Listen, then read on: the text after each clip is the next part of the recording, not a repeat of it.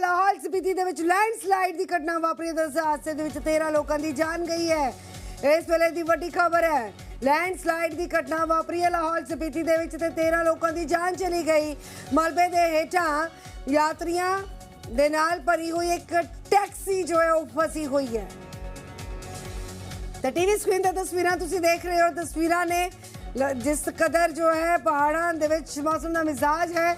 इस तो पहले भी ऐसी तस्वीरें हिमाचल के वक् हिस्से तो दिखाई ने। अगर लाहौल स्पीति की गल की जाए तो लैंडस्लाइड दी घटनावां लगातार वापर रही ने और इस बार मौत लेके आ रही ने अपने नाल एक घटनावां, क्योंकि टीवी स्क्रीन पर जो तस्वीरें तुसीं देख सकते हो बेहद खौफजदा तस्वीरें ने। 13 लोगों की जान चली के हादसे दे विच जो लाहौल स्पीति दे विच लैंडस्लाइड हुई है। हाले भी मलबे दे हेठां यात्रियों दे नाल भरी हुई एक टैक्सी दसी जा रही है।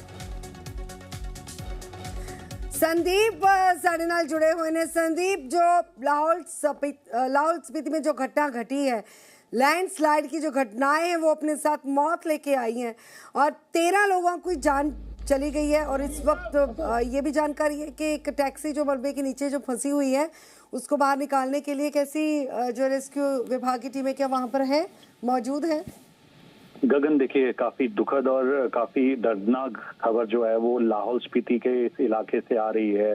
आज सुबह जो है वो उदयपुर से पांगी की तरफ एक टैक्सी में सवार लगभग 13 लोग से ज्यादा थे जो कि पांगी की तरफ जा रहे थे और लगभग उदयपुर से कुछ दूरी तय करने के बाद कड़ू नाला के समीप ये लोकेशन है जहां पर पूरी पहाड़ी दरकी है और दरकने के बाद टाटा सुमो ये गाड़ी है और जिसके ऊपर पूरी की पूरी चट्टान गिर गई और जिसके बाद उसमें जो लोग सवार थे उनकी दर्दनाक मौत हुई है। अब तक जो पुलिस की तरफ से सूचना दी जा रही है 13 लोगों की मौत हुई है, जिनमें 6 महीने की, माफ कीजिएगा, बच्ची भी है। तो आप समझिए इतनी बड़ी चट्टानों के नीचे पूरी तरीके से एक टाटा सुमो का दब जाना और उसके बाद बाकी लोगों को बाहर निकालना कितना मुश्किल हो रहा होगा।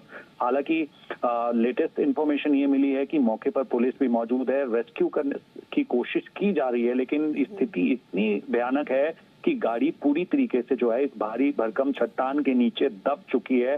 थोड़ी देर पहले मुख्यमंत्री ठाकुर सुखविंदर सिंह सुक्खू ने डीसी लाहौल स्पीति किरण भड़ाना से भी टेलीफोन के जरिए बातचीत की है और उन्हें दिशा निर्देश दिए हैं कि घटना स्थल पर पहुंचे और जो मृतक हैं बाकी सबसे पहले लोगों को बचाने की कोशिश की। बताया जा रहा है कि लोग दबे हो सकते हैं, उनकी जीवित रहने की कितनी जो पॉसिबिलिटी है उस पर कह पाना फिलहाल अभी मुश्किल है।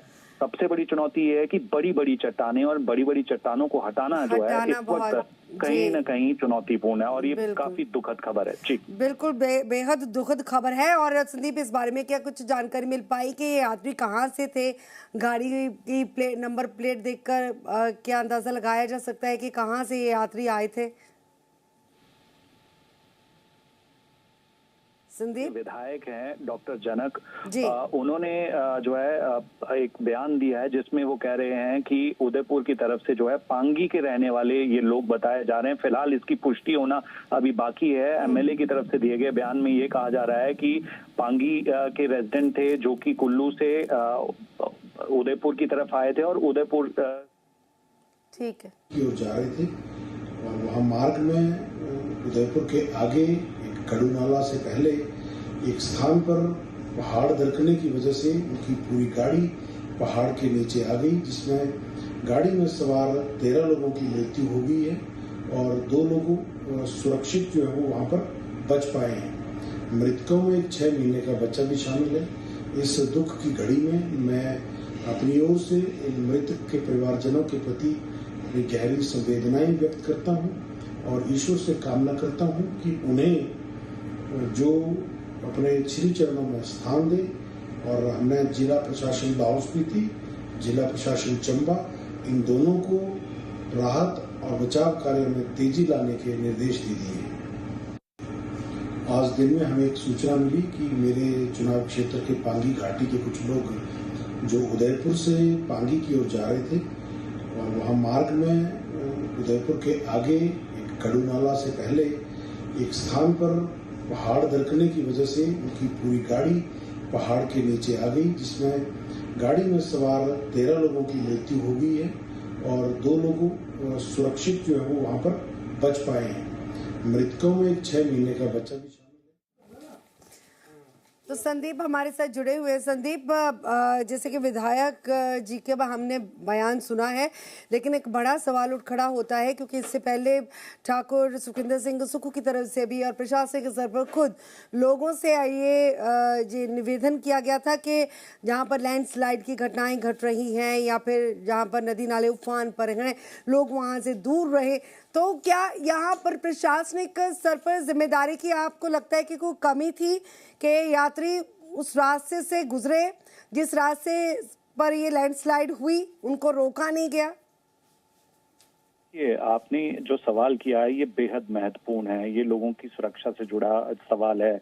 फिलहाल आपको बता दूं, ये पांगी किलाड़ को जोड़ने के लिए जो है उदयपुर से होते हुए एक अल्टरनेट रोड है और ये सबसे खतरनाक सड़क में माना जाता है हिमाचल प्रदेश में। इनफैक्ट नॉर्थ इंडिया की अगर मैं बात करूं तो सबसे खतरनाक सड़क ये मानी जाती है। कारण ये है कि चंद्रभागा नदी के साथ जो है इस सड़क का निर्माण बॉर्डर रोड ऑर्गेनाइजेशन पिछले कुछ सालों से कर रहा है और इसकी वाइडनिंग का काम लगातार चल रहा है। हालांकि पहले ये स्टेट हाईवे था, अब ये नेशनल हाईवे में जो है वो कन्वर्ट किया गया है। बहुत सारी ऐसी लोकेशंस हैं जहां पर सड़क को बना पाना जो है इस वक्त सबसे ज्यादा चुनौतीपूर्ण पिछले कई सालों से है। आए दिन इस इलाके से गुजरने वाले वाहनों के लिए जो है खतरा लगातार बना रहता है क्योंकि बड़ी बड़ी चट्टानें, बड़े बड़े पहाड़ जो हैं वो आए दिन दरकते रहते हैं। फिलहाल इन दिनों बरसात का मौसम चल रहा है, हालांकि पिछले कल भी ये सड़क बंद हो गई थी। आज खुलने के बाद जब ये वाहन वहां से गुजरने के लिए निकला तो आज देखिए दर्दनाक हादसा हो गया। हालांकि आने वाले समय में इस पूरे के पूरे लगभग 70 से 100 किलोमीटर के स्ट्रेच को ठीक करने के लिए बहुत मेहनत, बहुत पैसा लगने वाला है और कहीं ना कहीं ये जरूरी भी है। हालांकि आज जो 13 लोगों ने जान गंवाई उसके बाद सवाल खड़े होंगे, लेकिन उससे पहले भी सेफ्टी प्रिकॉशंस का ध्यान रखना होगा क्योंकि स्थानीय पुलिस की जिम्मेवारी बनती है उदयपुर से आगे जो भी गाड़ियां पांगी किलाड़ के लिए जाएं वो कहीं ना कहीं सर्विलेंस में जानी चाहिए। और आने वाले जो समय स्थानीय लोग होते हैं उनको पता होता है कि कौन सा एरिया कितना खतरनाक है, लेकिन जो बाहर से लोग आए हैं, जो टूरिस्ट है, वो नहीं भांप पाते उस जगह को। यहाँ पर प्रशासनिक स्तर पर जिम्मेदारी बढ़ जाती है। तो इस हादसे के बाद या यूं कह लें कि इस हादसे से सबक लेने के बाद कोई एडवाइजरी क्या जारी की गई है? देखिए, इस सड़क से गुजरने के लिए जो है वो कहीं ना कहीं पुलिस प्रशासन हमेशा एडवाइजरी जारी करता रहा है क्योंकि ये काफी रिमोट और काफी खतरनाक सड़क जो है वो अब तक की मानी जाती है। और जिस जगह पर यहाँ पर अगर इतनी खतरनाक सड़क है तो जाहिर सी बात है ना संदीप, यहाँ पर कोई बोर्ड लगाया जाना बड़ा जरूरी था। कोई बोर्ड है वहाँ पर? बिल्कुल गगन, आपने ठीक कहा क्योंकि बोर्ड और इस तरीके के इंफॉर्मेशन होते हैं, लेकिन पहाड़ जिस तरीके से पिछले कुछ सालों से लगातार दरक रहे हैं ये चिंता का विषय है। यही वजह है कि इस सड़क पर आज तक कई सारे लोगों ने अपनी जान गंवाई है। जिस स्थान पर ये घटना हुई है उस स्थान की ज्योग्राफिकली कंडीशन को भी समझना बहुत जरूरी है क्योंकि वर्टिकली पहाड़ आपके बिल्कुल सड़क के साथ है और कहीं ना कहीं आए दिन ये पहाड़ दरक कर जो है वो नीचे गिरते हैं और उस दौरान जो भी सड़क से गुजर रहा है वो उसकी चपेट में आता है और जिसकी वजह जो है ऐसे बड़े हादसे सामने निकल कर आते हैं। हालांकि मुख्यमंत्री ने जो है वो दिशा निर्देश दिए हैं। अब देखना ये होगा कि आने वाले दिनों में जब तक ये सड़क खुली रहेगी सर्दियों की बर्फबारी से पहले, तब तक जो है वो राहगीरों की सुरक्षा के लिए क्या पुख्ता इंतजाम जो है पुलिस प्रशासन की तरफ से किए जाएंगे, बॉर्डर रोड ऑर्गेनाइजेशन की तरफ से किए जाएंगे क्योंकि इस सड़क से गुजरना भविष्य में भी इसी तरीके से खतरनाक साबित हो सकता है क्योंकि पहाड़ लगातार जो है वो काट काट कर जो है सड़कें बनाई जा रही हैं, चौड़ी की जा रही हैं, लेकिन उनकी स्टेबिलिटी को लेकर फिलहाल जमीन पर किसी तरीके का काम जो है फिलहाल दिखता नजर नहीं आ रहा है। यही वजह है कि लोगों को जान गंवानी। जी बिल्कुल दुरुस्त कहा संदीप आपने, बहुत बहुत शुक्रिया फिलहाल तक की जानकारी के लिए और कुछ अपडेट होगा तो हमारे तक जानकारी जरूर पहुंचाइएगा।